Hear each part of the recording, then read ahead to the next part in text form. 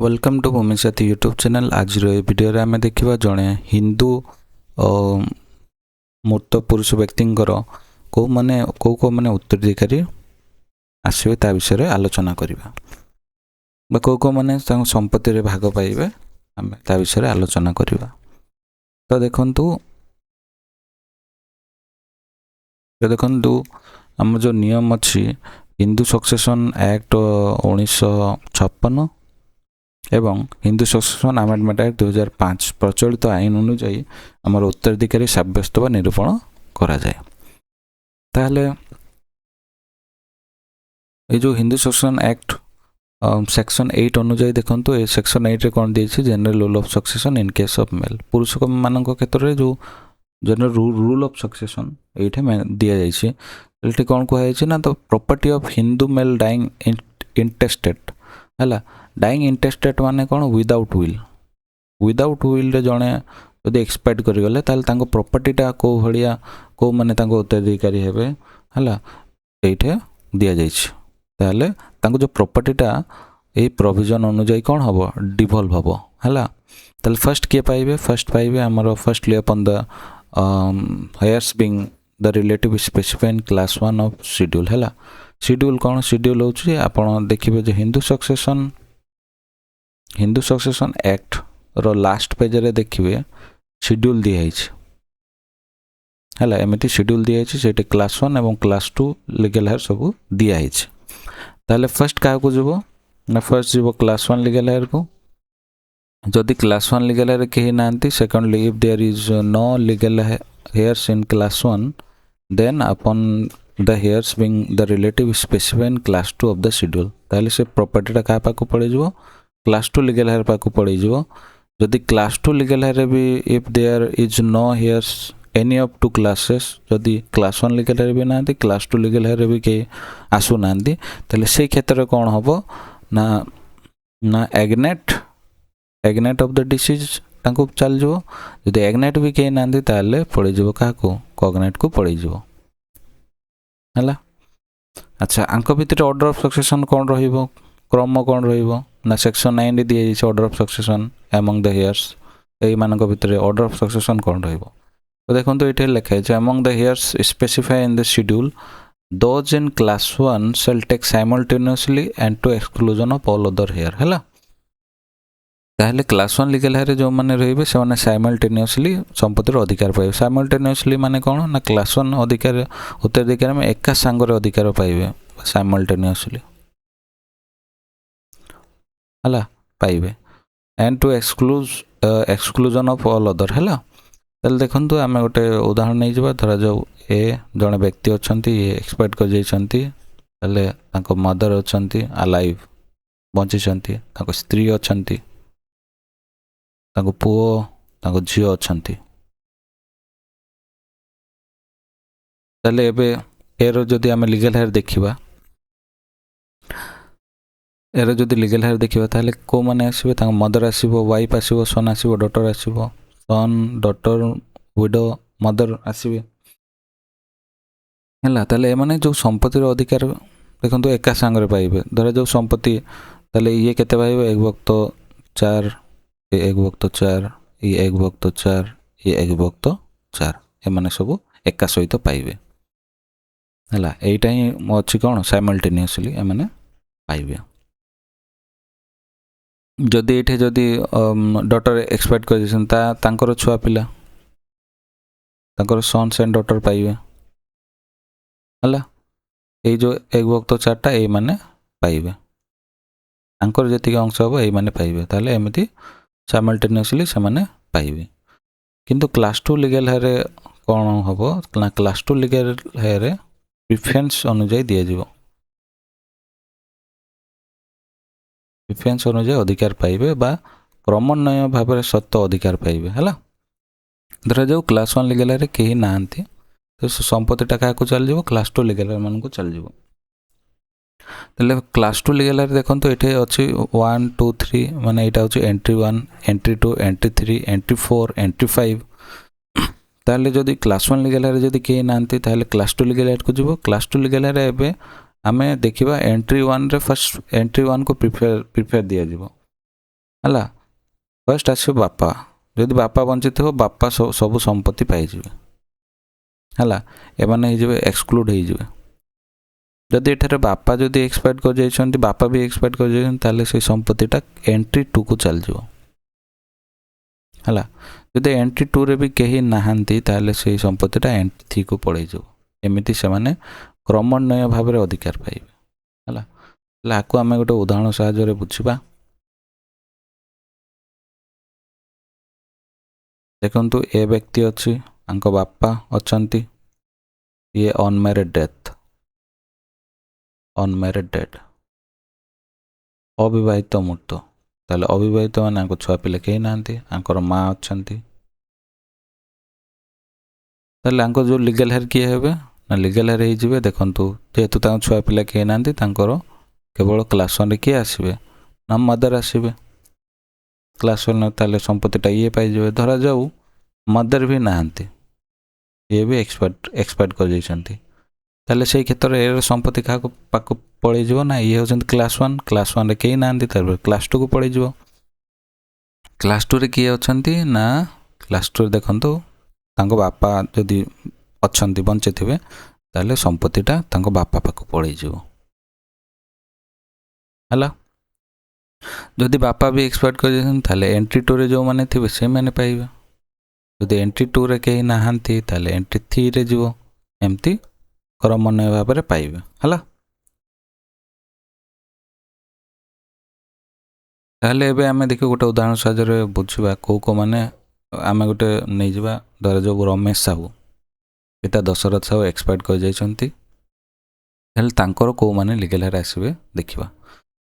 First ଦେଖନ୍ତୁ class 1 legal heir ଆମେ ଯଦି ଦେଖିବା, ଫାର୍ଷ୍ଟ କେଉଁମାନେ ପାଇବେ class 1 legal heir. Class 1 legal heir ଦେଖନ୍ତୁ ରମେଶ ସାହୁ ମୃତ, ତାଙ୍କ ମା ଅଛନ୍ତି ସୁମତି, ତାଙ୍କ ସ୍ତ୍ରୀ ସରସ୍ୱତୀ, ତାଙ୍କ ପୁଅ 2 ଜଣ ପ୍ରଶାନ୍ତ ମାଧବ, ଏବଂ ତାଙ୍କର 2ଟା ଝିଅ ପ୍ରଣତି ସନ୍ତୋଷିନୀ, ଏମାନେ ସବୁ ଅଛନ୍ତି। ତାହେଲେ ତାଙ୍କର କ୍ଲାସ୍ 1 ଲିଗାଲ ହେୟାର ଯଦି ଆମେ ଦେଖିବା କ'ଣ ଦିଆଯାଇଛି, ସନ୍ ପୁଅ ଝିଅ, ୱିଡୋ ମାନେ ତାଙ୍କ ସ୍ତ୍ରୀ ଏବଂ ତାଙ୍କ ମା, ହେଲେ ଏଇମାନେ ସବୁ ଲିଗାଲ ହେୟାର ଆସିବେ ହେଲା। ତାହେଲେ ମୃତ ରମେଶଙ୍କର ଉତ୍ତରାଧିକାରୀ କିଏ କିଏ ଆସିଲେ, ତାଙ୍କ ମା, ସ୍ତ୍ରୀ, ତାଙ୍କ ପୁଅ ଯେତିକି, ତାଙ୍କ ଝିଅ ଯେତିକି ସମସ୍ତେ ଆସିବେ ହେଲା। ରମେଶ ଯେତିକି ପୁଅ ଝିଅ ଅଛନ୍ତି ସମସ୍ତେ ଆସିବେ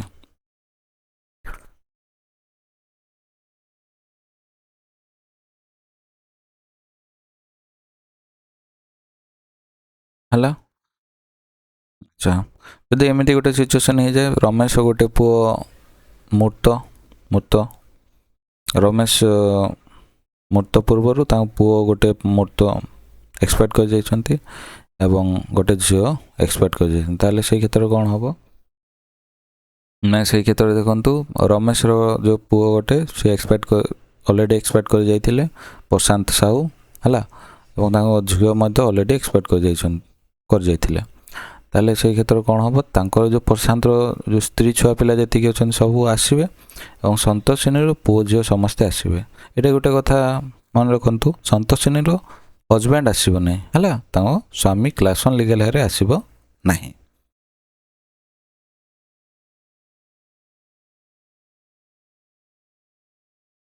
ତାହେଲେ ଦେଖନ୍ତୁ ପ୍ରଶାନ୍ତର ଯଦି ଆମେ ତାଙ୍କ ସ୍ତ୍ରୀ ହେଲେ କମଳିନୀ, ତାଙ୍କ ପୁଅ ପ୍ରବୀଣ, ଅରୁଣ, ଶ୍ରାବଣୀ, ଝିଅ ହେଲା ଶ୍ରାବଣୀ, ଅରୁନ୍ଧତୀ, ସନ୍ତୋଷିନୀ ସେମିତି ପୁଅ ଅଭୟ, ଅନିରୁଦ୍ଧ, ପ୍ରଗତି। ତାହେଲେ ତାଙ୍କ ଉତ୍ତରାଧିକାରୀ କିଏ କିଏ ଆସିଲେ, ତାଙ୍କ ମା ଆସିଲେ, ତାଙ୍କ ସ୍ତ୍ରୀ, ଯିଏ ବଞ୍ଚିଛନ୍ତି ମାଧବ ପ୍ରଣତି ସେମାନେ ଆସିଲେ, ସନ୍ ଡଟର ଇନ୍ ଲ ହେଲା, କିଏ କମଳିନୀ, ତାଙ୍କ ନାତି ନାତୁଣୀ ପ୍ରବୀଣ, ଅରୁଣ, ଶ୍ରାବଣୀ, ଅରୁନ୍ଧତୀ, ଅଭୟ, ଅନିରୁଦ୍ଧ, ପ୍ରଗତି, ଏମାନେ ସବୁ ଆସିବେ ଲିଗାଲ ହେୟାରରେ ହେଲା। ତାହେଲେ ଏଇଠି ଦିଆହେଇଛି, ଆପଣ ବି ଏଇଠୁ ଚେକ୍ କରିପାରିବେ। ଦେଖନ୍ତୁ ଲେଖାହେଇଛି ସନ୍ ଅଫ୍ PDC ସନ୍, ମାନେ ମରିଯାଇଥିବା ପୁଅର ପୁଅ।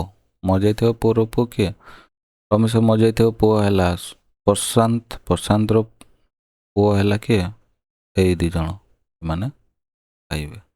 ତାପରେ ଦେଖନ୍ତୁ ମରିଯାଇ PDC ସନ୍ର ଡଟର ମାନେ ତା ଝିଅ, ମରିଯାଇଥିବା ପୁଅର ଝିଅ, ମରିଯାଇଥିବା ପୁଅ ହେଲା କିଏ? ପ୍ରଶାନ୍ତ। ତାଙ୍କ ଝିଅ ଯେତିକି ଥିବେ ସବୁ ଆସିବେ। ସେମିତି ମରିଯାଇଥିବା ଝିଅର ପୁଅ ଆସିବେ। ତାହେଲେ ଏଇଠି ରମେଶ ମରିଯାଇଥିବା ଝିଅ କିଏ? ସନ୍ତୋଷିନୀ। ତା ପୁଅ ଆସିବେ। ତାଙ୍କର ଯଦି ଧରାଯାଉ 2 ପୁଅ, ତାହେଲେ ତାଙ୍କ ସବୁ ଯେତିକି ପୁଅ ଝିଅ ଥିବେ, ପୁଅ ଥିବେ ସବୁ ଆସିବେ ଏବଂ ଝିଅ ବି ଆସିବେ ହେଲା। ତାପରେ ଦେଖନ୍ତୁ ମରିଯାଇଥିବା ପୁଅର ଝିଅ, ତାହେଲେ ମରିଯାଇଥିବା ଝିଅର ଝିଅ, ତାହେଲେ ମରିଯାଇଥିବା ଝିଅ କିଏ? ସନ୍ତୋଷିନୀ। ସନ୍ତୋଷିନୀର ଝିଅ ପ୍ରଗତି ହେଲା। ତାହେଲେ ସନ୍ତୋଷିନୀ ଯେତିକି ଛୁଆ ପିଲା ଅଛନ୍ତି ପୁଅ ଝିଅ ସବୁ ଆସିବେ। ଯେମିତି ପ୍ରଶାନ୍ତର ତାଙ୍କ ସ୍ତ୍ରୀ ଏବଂ ତାଙ୍କର ଯେତିକି ଛୁଆ ପିଲା ସବୁ ଲିଗାଲ ହାୟରେ ଆସିବେ।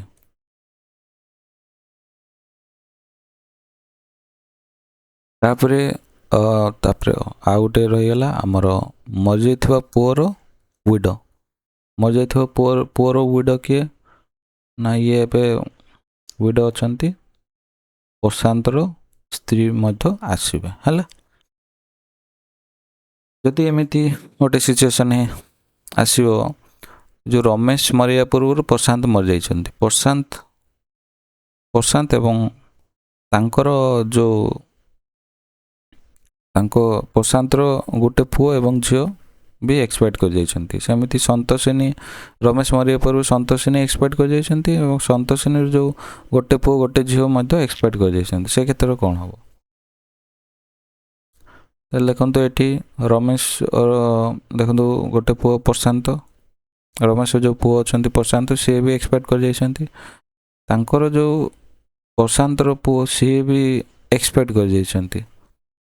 ଯେମିତି ପ୍ରଶାନ୍ତର ଝିଅ ମଧ୍ୟ ଗୋଟେ ଝିଅ ଏକ୍ସପାୟାର୍ଡ କରିଯାଇଛନ୍ତି, ସେମିତି ସନ୍ତୋଷିନୀର ଗୋଟେ ପୁଅ ଗୋଟେ ଝିଅ ଏକ୍ସପାୟାର୍ଡ କରିଯାଇଛନ୍ତି। ତାହେଲେ ସେ କ୍ଷେତ୍ରରେ କ'ଣ ହେବ? କେଉଁମାନେ ଲିଗାଲ ହାୟରେ ଆସିବେ?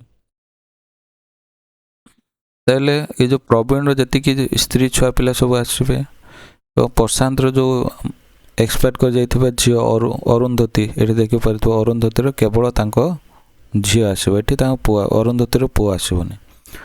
ଯେମିତି ସନ୍ତୋଷିନୀର ଯେଉଁ ମରିଯାଇଥିବା ପୁଅ ହେଲା କି ଅନିରୁଦ୍ଧ, ଅନିରୁଦ୍ଧର କେବଳ ତାଙ୍କ ଝିଅ ଆସିବେ, ଅନିରୁଦ୍ଧର ଏଠି ଯଦି ପୁଅ ଥିବେ ପୁଅ ବି ଆସିବେ ନାହିଁ। ସେମିତି ପ୍ରଗତିର ଯେତିକି ଝିଅ ପୁଅ ସବୁ ଆସିବେ ହେଲା, ସବୁ ଲିଗାଲ ହାୟରେ ଆସିବେ। ତାହେଲେ ଏଇଠି ଆପଣ ବି ଦେଖିପାରିବେ, ଏଇଠି ଦିଆଯାଇଛି ଦେଖନ୍ତୁ ମରିଯାଇଥିବା ପୁଅର ପୁଅ ହେଲା, son of PDC, son of PDC son. ତାହେଲେ ମରିଯାଇଥିବା ପୁଅର ପୁଅ କିଏ? ରାକେଶ।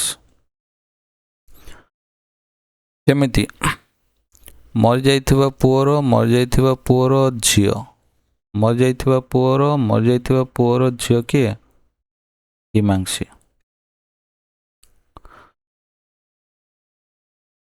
ହେଲା। ସେମିତି ମରିଯାଇଥିବା ପୁଅର ୱିଡୋ, ମରିଯାଇଥିବା ପୁଅର ୱିଡୋ କିଏ? ସ୍ତ୍ରୀ କିଏ? ପୁଷ୍ପାଞ୍ଜଳି ହେଲା। ତାପରେ ଦେଖନ୍ତୁ ଏଇଠି ଦେଖନ୍ତୁ ମରିଯାଇଥିବା ଝିଅର ପୁଅ, ମରିଯାଇଥିବା ଝିଅ କିଏ? ପ୍ରଗତିର ପୁଅ ତ୍ରିଲୋଚନ।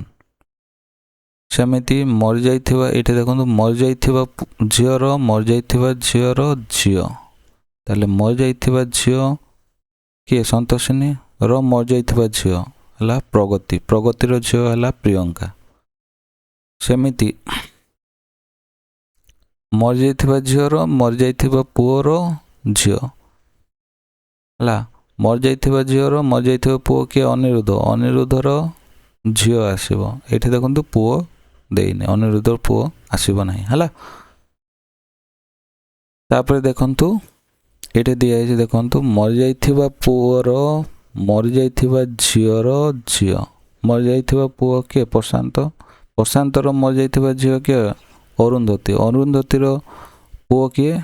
ଝିଅ କିଏ? ଝିଅ ହେଲା ଦୀପାଞ୍ଜଳି, ଲିଗାଲ ହାୟରେ ଆସିବ ହେଲା।